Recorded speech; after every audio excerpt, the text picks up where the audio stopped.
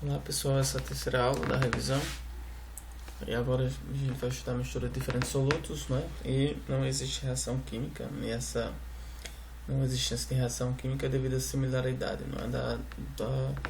Das características químicas da substância.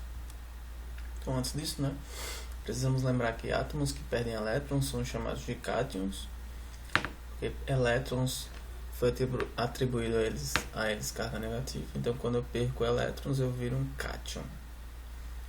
Então, átomos que ganham elétrons são chamados de ânions. Quanto mais cargas negativas eu tenho, né, eu sou chamado de ânion. Então, como é que eu sei, né?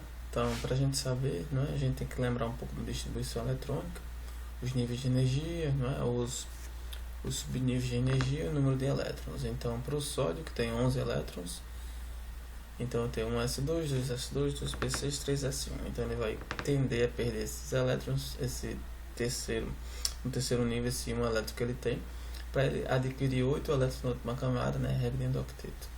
Então, como ele é da primeira família, dá para perceber, né, que ele vai perder esse único elétron, né, ele vai se transformar no Na+. Então, por ser da primeira família, né, ele vai ter como característica se tornar um Na+. Então, a maioria dos metais perdem elétrons. Então, aqueles que ganham, como o cloro, tem um S2, 2S2, 2P6, 3S2, 3P5. Então, para me completar 8 elétrons, eu tenho que ganhar 1. Então, quando eu ganho elétrons, como ele é negativo, eu fico mais negativo.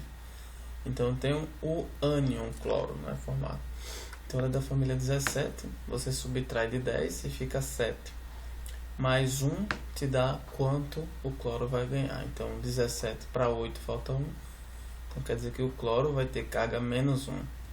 Então, formando o ânion cloreto. Então, assim podemos combinar, não é? O Na+, positivo com negativo, cargas opostas se atraem, né? Formando o cloreto de sódio.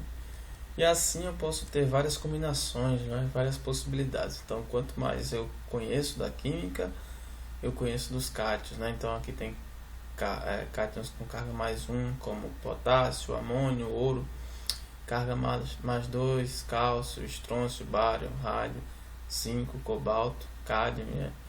E outros, né, de carga mais 2. E carga mais 3, né? Alumínio, bismuto, cobalto, cromo, níquel. E mais 4 também, né? Estanho, manganês, chumbo, né? São exemplos de cátions. Então eu tenho que conhecê-los, né, para a gente poder entender melhor o assunto que nós estamos estudando agora, né, que são misturas de soluções. E existe também aqueles que ganham, então todos esses perdem elétrons, e aqueles que ganham, né, existem vários também. O fluoreto, cloreto, brometo, iodeto, menos 1, né? Cloreto e clorato, então existem vários. Hidróxido, né, que a gente vê bastante, óxido, peróxido, sulfeto, sulfito, manganato, dicromato, então existem vários. O hidreto, né, que é quando o hidrogênio ganha um elétron, acetato, zincato, pirosulfato. Então a gente vai reconhecer na medida que a gente vai estudando na química esses ânions. E existe também com carga menos 3, né, como fosfato, arsenito, e com menos 4, como pirofosfato, silicato, e o ferrocianato. Então, ao combinar os cátions com os ânions, né, eu vou gerar as substâncias químicas. Então, por exemplo, né, como é que eu posso combinar esse cátion prata com esse cátion fosfato? Então, essa numeração 3 vai me dar quantas pratas eu tenho.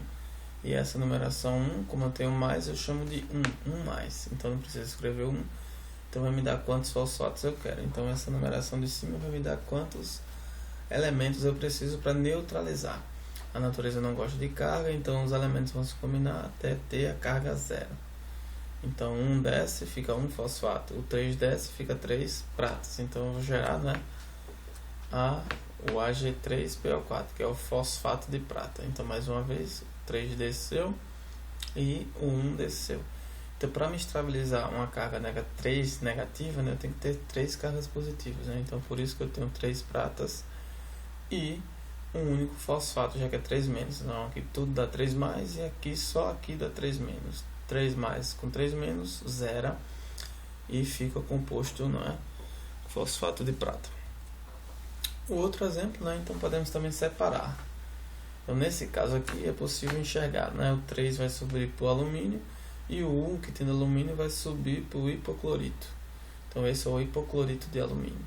Então quando a gente joga ele em água, né, o alumínio vai perder 3 elétrons e o hipoclorito vai ganhar esses elétrons perdidos pelo alumínio.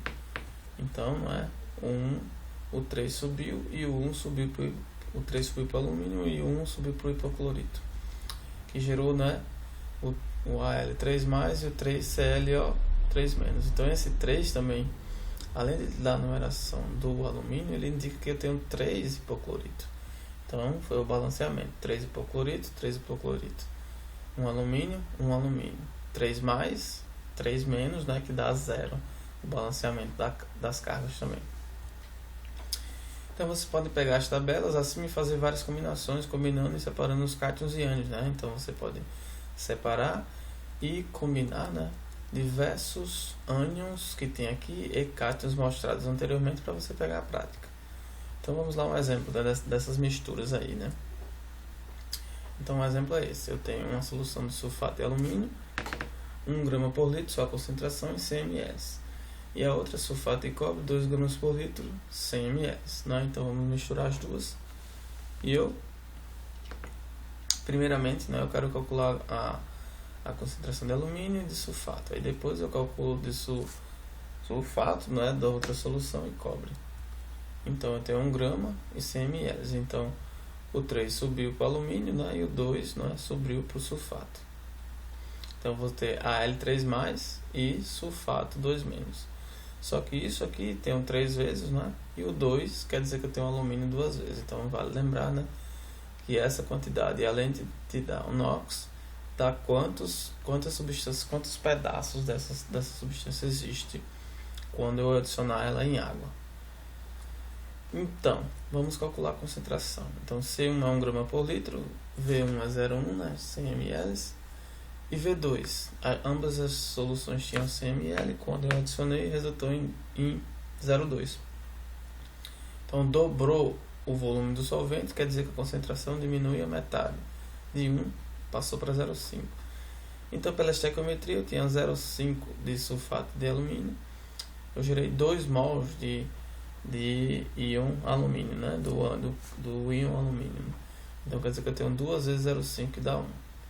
Isso quer dizer então que eu tenho 3 vezes sulfato. Então eu vou pegar o 0,5 vezes 3, eu vou ter 1,5 gramas por litro. Então do mesmo jeito eu vou fazer com a solução 2, né, do sulfato de cobre.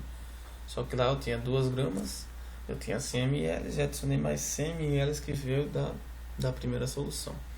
Isso quer dizer que dobrou o meu volume do solvente. Isso quer dizer que minha concentração de 2 passou para 1. E isso, usar a estequiometria, eu tenho 1 de sulfato de cobre para 1 de cobre e 1 de sulfato. Então quer dizer que eu tenho 1 para 1 para 1. E com isso, né, eu posso achar todas as minhas concentrações. Então faça a prática. Você tem uma solução de sulfato de chumbo, 1 grama por litro, 100 ml. Foi misturada com sulfato de sódio, 2 gramas por litro, 200 ml. Então vocês podem usar a tabela que eu mostrei nessa videoaula para você enxergar quanto eu vou ter de chumbo, quanto eu vou ter de sulfato, quanto eu vou ter de sódio e quanto eu vou ter de sulfato da segunda solução. Então, boa prática e bons estudos!